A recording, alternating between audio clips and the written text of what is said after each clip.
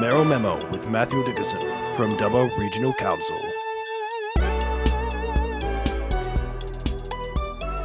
92.5 Triple M, it's your newest way to wake up with Jodi and Matho. Jodi, we're joined by the Mayor of Dubbo, Matthew Dickerson. How are you, sir? I'm very good, thanks, and great to see you've got a co-host now. Welcome, Jodi. Congratulations, and best of luck for you and Matho together. Yeah, thank you. It's going well so far, I A think. lot of people are wishing you luck. I know. I don't know what that's all about. I didn't want to say too much, but good luck, Jodi. If you need to talk, you've got his phone there. Thank you. Now, a couple of weeks ago, we covered the progress of the 3D printed amenities block here in Dubbo, because it is a big story, because it is the first of its kind. It is apparently now opened. Can you confirm? I can confirm, officially open, and it's one of those things. How do you plan the opening of a toilet? What do you do? Do you put a bit of toilet paper across the front and then cut the toilet paper as you go in? It was interesting to work out what you might do and how you might christen the toilet. I'll let your imagination run wild there. But it's now officially opened. It was already open. People were using it.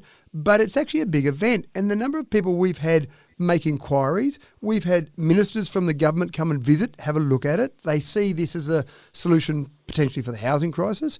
We've had other councils. So far, 10 other councils have contacted us to say, Wow. Tell me all about this. How did you go? How did it work? What happened? So there's a lot of interest across the nation. This is the first piece of government infrastructure at any level, local, state or federal, that has been 3D printed. So we are leading the way. And funnily enough, Matho and Jodi, a few people did ask me at the opening, how do you feel about this happening in Dubbo? As if to say Dubbo couldn't possibly lead the way. Everyone thinks that metro areas must lead the way, but they don't realise how innovative people are in regional areas. So it's another example of Dubbo or a regional area leading the way.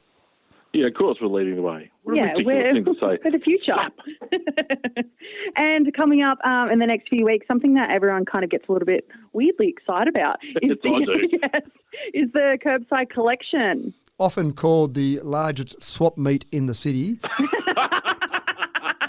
Absolutely. People put their stuff out and they look at it the next morning and suddenly it's changed and the truck hasn't been around to collect it.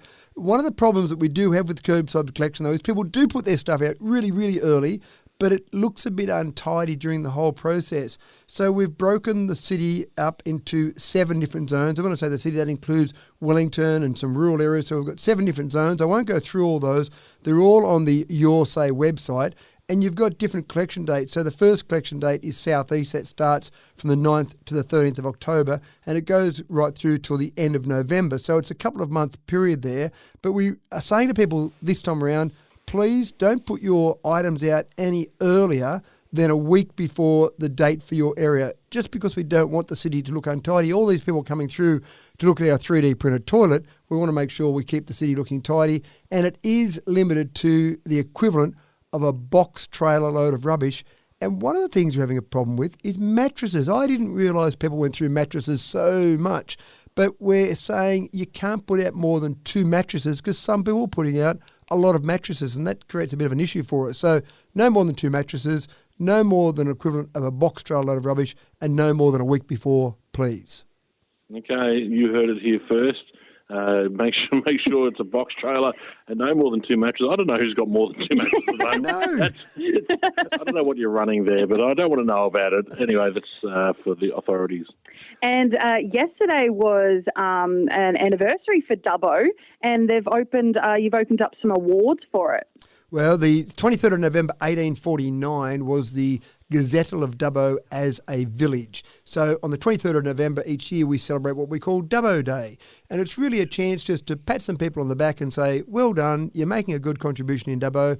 It's not necessarily the people that are going to win Australia Day awards, but there's lots of people out there in the community that are just doing good things quietly away for a club or a community or just helping out some neighbours. So the nominations are now open for those Dubbo Day awards. So we're saying to people, if you've got someone you know of that's doing something good in your circle of friends or just the club you might be involved with, then put the nomination in and those Dubbo Day awards will be handed out. We do a maximum of 20 of those Dubbo Day awards on the 23rd of November. So put those nominations in. Don't think, they do a really good job, but they're not looking for any acknowledgement or any recognition. They're probably not looking for it, but it's nice to give them that acknowledgement anyway. It is. The day that Dubbo was visited as the village, it should be called the Village Day People. Yeah. The Village People Day Award. I'll leave you with that one. So the nominations close on the 20th of October. So you've got a little bit of time left to put your nomination in. But I get the privilege of sitting on that committee that picks those winners. And I love reading through those because the stories that people tell about all these people, we go, wow, there's some people out there doing some wonderful things. I'm not sure yet, Jodi, that you would qualify for putting up with Matho, but maybe in another year's time.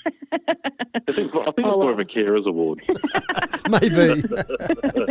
Mayor of Dubbo, Matthew Dickinson, thank you so much for joining us. We'll chat to you in a couple of weeks. Always my pleasure. Thank you.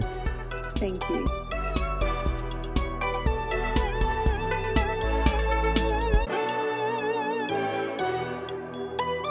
Mayoral Memo with Matthew Dickinson from Dubbo Regional Council.